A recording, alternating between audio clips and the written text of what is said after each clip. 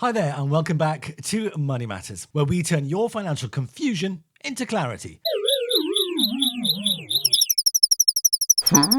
I'm Rob Glenn, and today we're diving into a simple yet powerful way to manage your money, the 50-30-20 rule.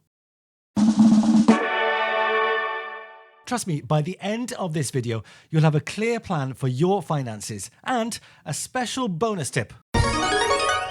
Well, it is YouTube, if you stick around to the end of the video. So let's jump right in.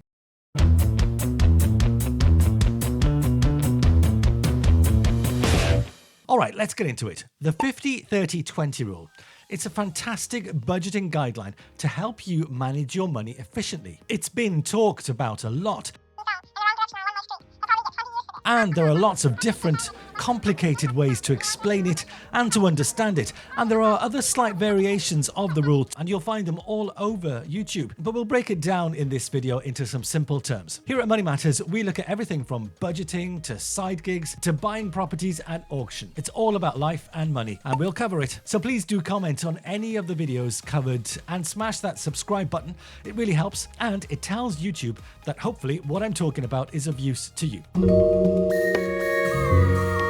Oh yeah.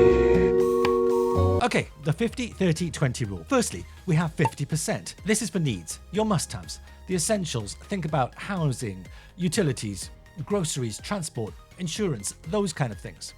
Basically, if you need to survive and function, it goes into this category. For example, rent, mortgage payments, electricity, water bills, food, car payments, gas, or even your monthly public transport needs. These needs are non-negotiable. Expenses that keep your day-to-day life running smoothly, so that's what you need to allocate in here, in this 50%. Next, we have the 30%, and this is for wants. This is more the fun part, I guess. This category includes things like dining out, entertainment, hobbies, interests. Think about that movie subscription channel, going to the cinema, shopping for clothes, dining at your favorite restaurant, or even those weekend getaways. Wants are the things that bring you joy and relaxation in life, but aren't essential for survival on a day-to-day basis, much as we might think they are. Finally, we have the 20% category.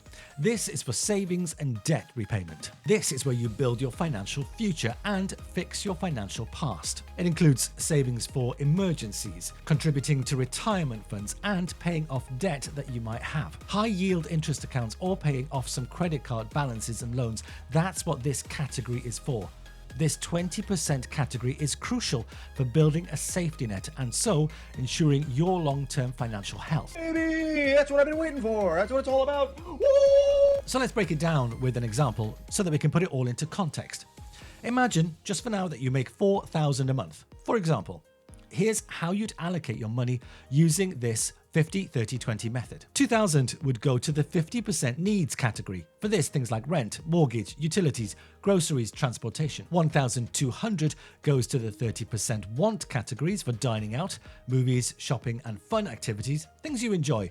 And lastly, $800 would go into the 20% that goes towards savings accounts, retirement funds, or paying off debts, credit cards. Sounds simple, maybe, but it can be life-changing. Now, let's talk a bit more about why the rule is so effective and why it might just work for you. The beauty of the 50-30-20 rule is that it's flexible.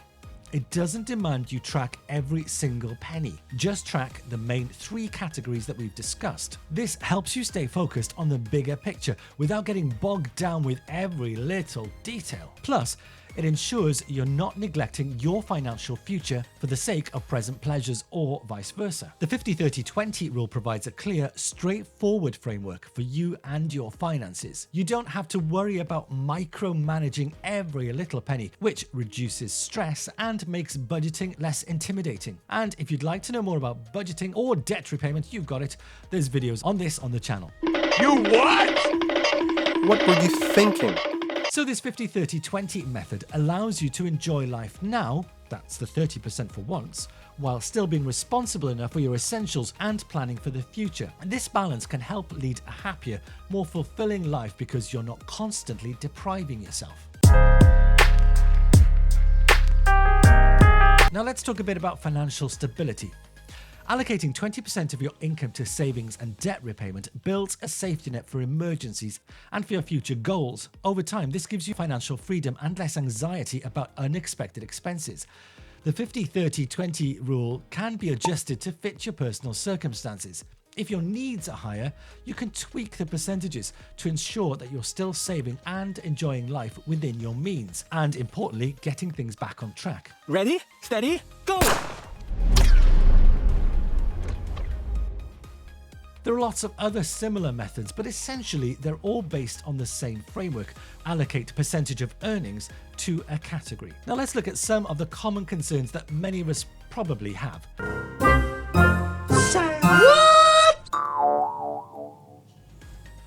What if your needs are more than 50% of your income? Don't worry, it happens. If your rent or mortgage is high, or you have significant other expenses, adjust the percentages slightly. The key to this method is to aim for balance and make adjustments where necessary. As I said, it can be tweaked. Make the rule work for you, your personal circumstances, and be realistic, or it just won't work. So, for instance, if your needs currently exceed 50%, look for ways to cut back on the wants or find potential income sources. You can also evaluate your needs to see if there are any ways to reduce costs, such as finding cheaper insurance, shopping around for the best deals. If your wants exceed 30%, prioritize what wants bring you the most joy and cut back on the ones that are less important. So your weekend getaway might be higher priority than perhaps a new pair of shoes. Oh my God. Yeah. Whatever works for your priorities. And if you can't hit your 20% category, try to find additional income streams. It could be a side gig, and there'll be videos on that topic very soon. So hit the bell to get notified. I know it's a shameless plug. You could cut back on your current wants to boost your savings and debt repayment. You can always come back to it and rebalance the rule when things are more settled and more stable. Remember, budgeting isn't about being perfect. And here's the bonus tip I promised.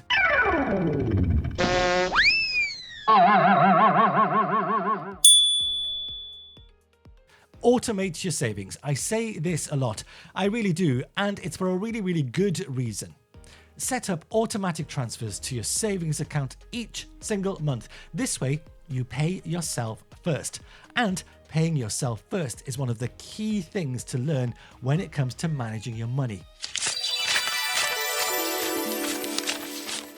By doing this, you're on the right track to ensure that your savings and goals are met without even really thinking about it. And it is a true game changer, trust me, for building financial security. Come back in 12 months and tell me how you've been doing it, just like I said. Then comment below, and I'd love to know if it has helped in any way at all. That's it for today. I hope you found this video helpful and felt a bit inspired to take on your finances with the 50-30-20 rule. Like I said, there are lots of similar rules about, but they're all essentially the same. Don't forget to like and subscribe for more tips on how to make your money work for you, and let me know in the comments below if you're planning to implement this rule in your life. If you'd like other money saving tips, be sure to check on some of the videos, including videos on the way about reverse saving methods, because this one size doesn't necessarily fit all. Until next time, happy saving!